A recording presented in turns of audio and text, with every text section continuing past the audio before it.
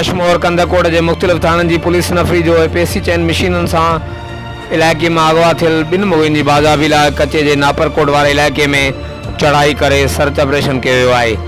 ॾोहारनि जे थाकनि खे ड्राहे पट करे बाहि ॾेई साड़ियो वियो। जवाबदार पुलिस के ॾिसी अॻु फरार थी वञण में कामयाब थी विया। इलाइक़े में मिलियल ॼाण मूजिबि ज़िले कश्मीर कंदकोट में वधंदड़ बदअमनी SSP कश्मीर कंदकोट लाइ वॾो चैलेंज बणियल आहे। ज़िले के मुख़्तलिफ़ इलाइक़नि मां 6 खां वधीक मुग़वी ॾोहारनि वटि बांदी बढ़ियल आहिनि, जन जे वारसनि खां लखे रुपया भुंग तलब कई वई आहे।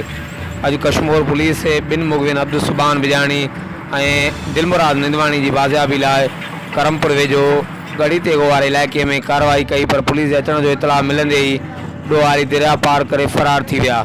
पुलिस मुख़्तलिफ़ बिरादरियुनि जे ॾोहारनि जे चइनि घरनि खे ड्राहे पट करे बाहि ॾेई साड़े छॾियो आहे।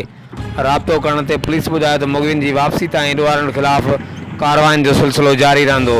हर वक़्तु आगाह रहण लाइ ॾिसंदा रहो JTN वेब न्यूज़ करमपुर।